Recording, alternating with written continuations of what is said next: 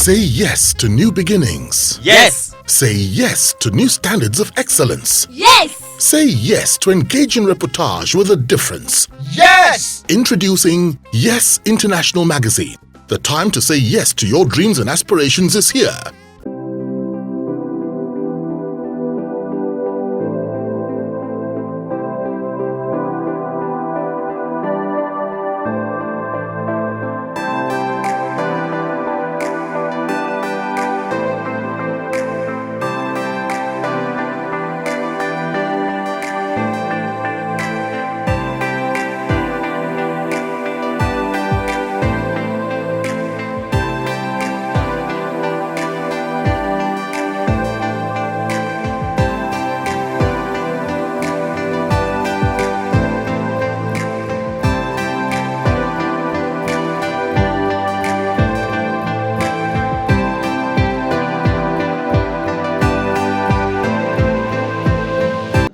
Now, what was the most memorable thing that happened the first day you went on air?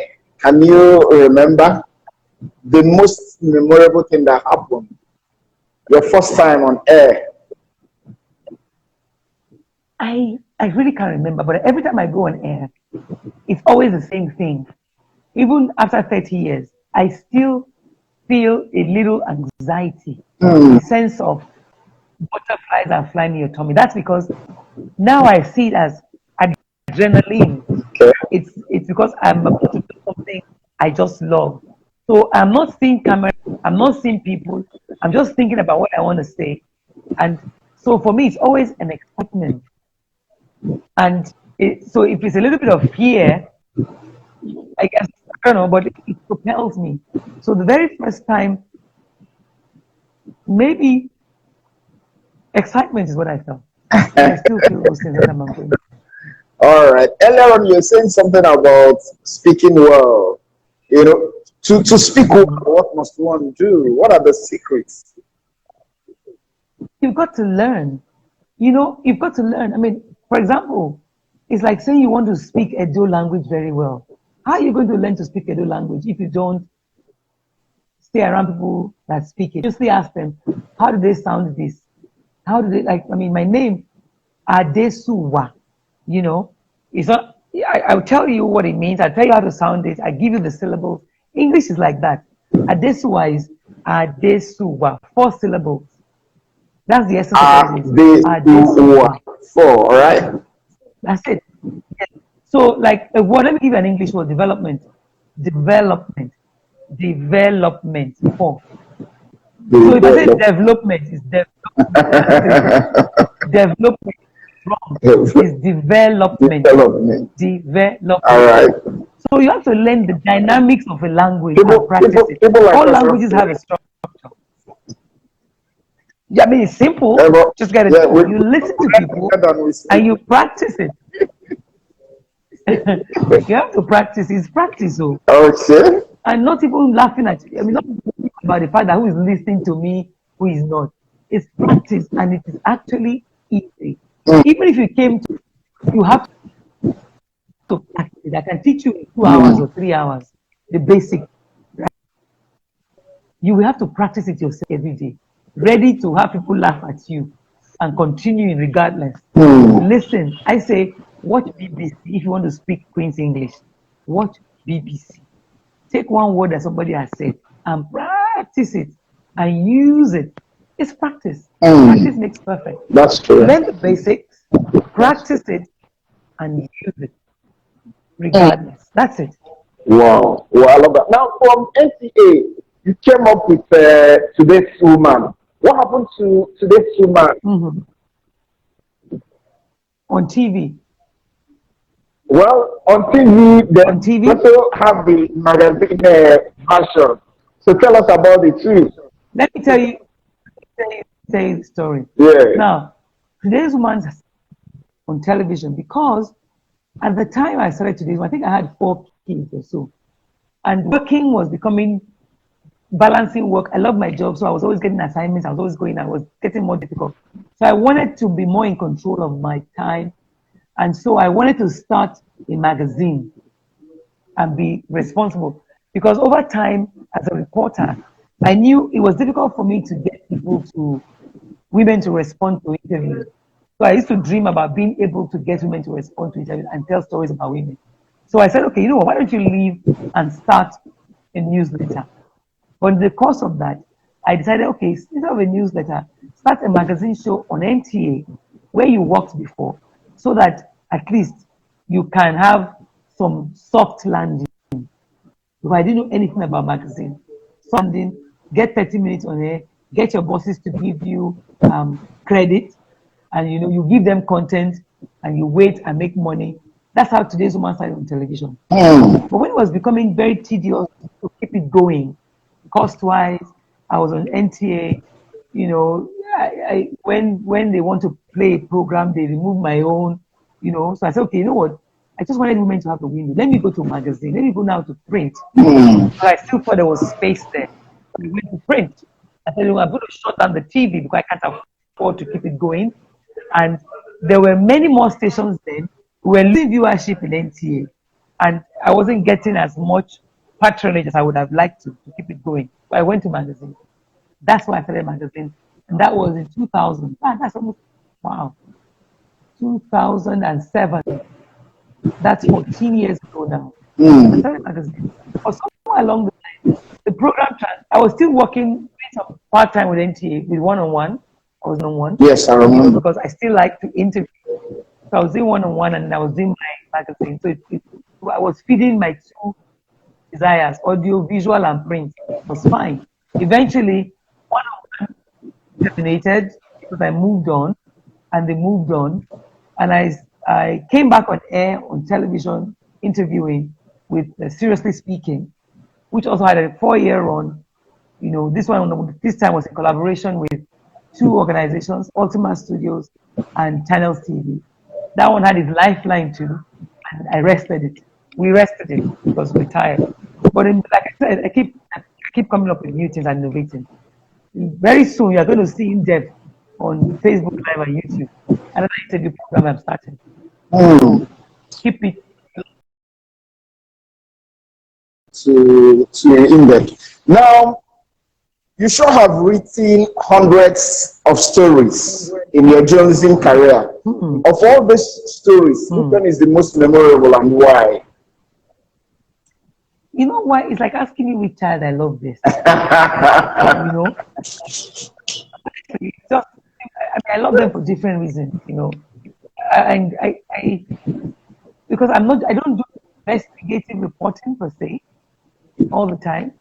But where I've done, I know what I've covered. I mean, when Pope JP2 was here in 1998, I was one of the people that covered it, and it was quite a good experience, And I've covered a lot of memorable things. I mean, having been part of the panel that interviewed Jonathan, for example, our former president Jonathan, was good. In fact, that one was good to the extent that you have people abusing you for doing one thing or the other, But it's a memorable, like all memorable things. They say, why didn't you ask him this question? Why didn't you ask him that question? But I've had a number of great stories. Great people I've interviewed and I've told their stories, both in the magazine. But they're all, All right. Now, what's the greatest thing that journalism has done for you? It has taken me to different parts of the world, met all kinds of people. It has made me even more liberal, because I remember in those days when I was on Newsline, I would travel to different parts. It started to make me see people, not just for where they were from, but as human beings. I could identify with people from any part of Nigeria because I went all over Nigeria. Because until you interact with somebody, they don't mean anything to you. So with this, I've learned to be more tolerant and liberal because I've seen I've seen horrible people and I've seen great people from different parts of Nigeria. They're very, very terrible Christians, terrible Muslims, they're very, very terrible Northerners, they're very, very terrible Southerners. They are great Northerners, great Southerners, great, you can see. that is full of all things. So I always wish to only talk about the best in people, to encourage people. I don't like telling stories that discourage people. Even in the worst of stories, find the heart of the story. Find what's good about. Let's always talk about the good people, even when we recognize the bad that they have. All right. What would you have wanted journalism to do for you that it hasn't done? Make me money. Make me a multi-billionaire. make me as without carrying because if you're great in interview, you should be attracting tons of money to be falling into your lap. But it hasn't done that for me. I don't know. I mean, it's done that for people in other parts of the world. But I don't think there's any journalist that has made tons of money except they've done other things. Use their journalism to do other things. Yeah. Journalism as it were, no. Not making money. All right. Now, who would you have? Sadly, for those that wish to be journalists. So far, you've done dozens of interviews. Who would you have wanted, or do you really want to interview that you have not been able to interview? Two people from Africa, maybe Nelson Mandela, to see how he managed 27 years in prison away. I would be curious to find. And funny enough, right now as we speak, one person I would like to interview? Donald Trump. Wow. Why is he so crazy? What's making him? You know what I mean? I like to get behind the minds of people and just wonder what makes people move. I remember when I did an interview with Bobrisky, people were like, how can you interview Bobrisky? I was curious. That's what a journalist. I'm curious. I want to see behind what it is. So maybe now here in Nigeria, who would I like to interview that I haven't interviewed? Why does he do the crazy things that he does? What's crazy? And maybe Shekau, if he's still alive. I don't know whether he's alive or he's dead. Ibrahim Shekau, leader of the Boko Haram. I don't know. All right. Yeah. So I don't know if he's alive, whether he's dead or not. All right. Now, you've made a phenomenal impact as a broadcaster. Have you got any regrets? No. If I did, I can't remember anyone. Because, I have always moved. I retired from NTA, I was just 35. I've always moved with I voluntarily retired. I've always moved with the time, and just even though at each point in time I wouldn't say I wasn't afraid of what would come, but I've just always done what I wanted to do, of course with encouragement from people, but I've always done what I wanted to do. I may be slow in some areas, but so I really don't have any regrets. Okay, maybe I should have started Instagram much earlier. Maybe I should have started doing digital, earlier than waiting till. That's because I was technology. Earlier, I should have. All right. When you wake up is your morning. That's true. But you're still good and intact. For someone what is the secret? I beg you, Azu. You're talking to your auntie. What's the secret to looking the way? It's mostly in the mind, though. If you feel old, you look old. The gray hairs I have but it doesn't even. There's some people who have gray hairs at 22, but your bones will tell you are old, though, whether you like it or not. So you've got to keep exercising them. I was reading recently about how we age from the leg upwards, which means you have to keep your legs moving, move around, so that you have energy. Because why do we feel old? Because we get tired. We don't have energy like we think we have when we're younger. But there are things that you can do to make yourself have that energy. Exercise it. No matter how it might seem like it's difficult. But the truth is, after eating several years in your life, it's the kind of body that you want that you get. I just don't want to carry weight around because I think it's a lot of work. So I try. I'm not saying I always succeed, but I try. I make a conscious effort finding the information that will help you to feel better and look better. Because really, why should you look old when you can look healthy and well? Why? I love that. So how does it feel to be a mother of 6? I mean, you don't look it. I mean, You see, that's the myth. The reasons of, I mean, I actually have 7. I raised 7 kids. One is not. I didn't push one in the labor room, and I have 7 kids. It's a function of, and by the time you have 20 children, you're chasing them when they are young. You can't be big now. You can't be fat. But them looking at. So if I had one, maybe I'll just sit down and all of us will be eating and getting fat. You adjust to your reality, and even though it's not having many children, it costs more money. It takes more of your time, but it's a sacrifice that you have to decide that you want to make. If you did it out of choice, then you have to find ways to manage, which I have done. And the truth is, the older ones do look after the younger ones. It means that you are paying more school fees, so you have to work school fees. It means that many more children are pulling you to say mama, mama, mama, because they call me mama. But you have to learn to know when to shut them out and not shut them out. So it's something that you chose to do. You will make the best of it. And that's what I think we should learn. If you want 1, 2, whatever number you decide to have, know that every child is a responsibility. And you have to live with the consequences of your action. Instead of grumbling, oh, I have 7 children. Nobody forced you to have them. You have to learn to take care of it.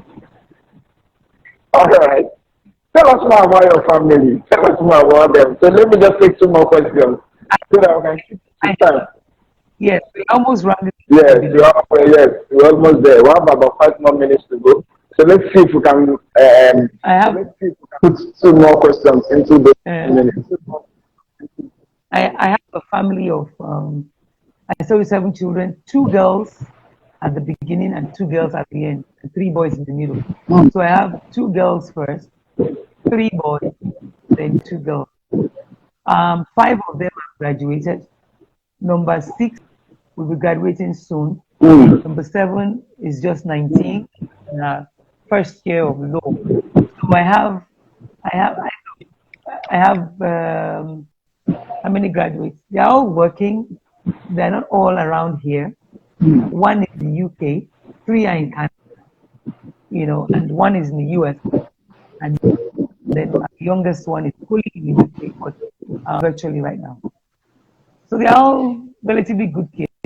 And, I'm married to 1 man, and I'm his only wife. We've been married for 33 years. So my eldest, I have ages 19 to 33, the children I have. Okay. So again, Adi. Yes, I know you're married to 1 man. What made you say yes to him? I mean, when he was trying to woo you, what was that thing that he said that made you accept to be his wife, accept to spend the rest of your life with him? That one thing that he said. It's sincerity and loyalty, because you can tell when a guy is sincere. He's not adding on to it. When he says something, he says talk not do. And he seemed to be and has proven to be thank you. He seemed to be and has somebody who has a practical mind and he knows what he's doing. And so if you're going to score over 100 from day 1, he was already at more than 70. It's going to be maybe 100, sometimes 80.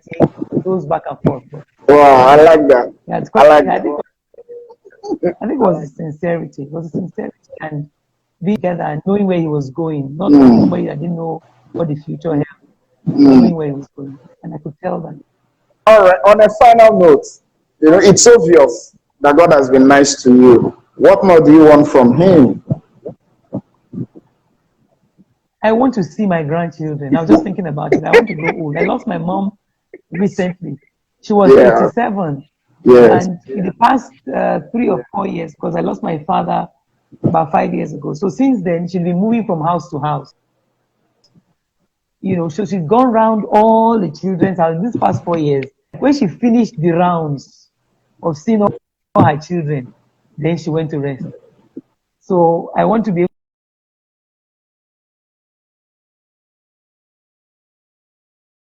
your network is freezing. Yet you're saying yes, my something network about your mom. people are coming now. And she lived to see her grandchildren. I think the network is it. Yes, it is. You lose me. It is. Yeah, we'll be rounding off. I'll have to say Thank you bye-bye. very, very much. Thank you very much. I'll have to say bye-bye. So Thank you for your we'll time, for your thoughts. Yes. Thank you so very much. And to all the wonderful people who made our time to be here with us this evening, thank you very much. Let's do it again next Friday. Thank you. Thank you so much, Mr. Onyenokwe. Thank you. The Lord will grant your heart desire.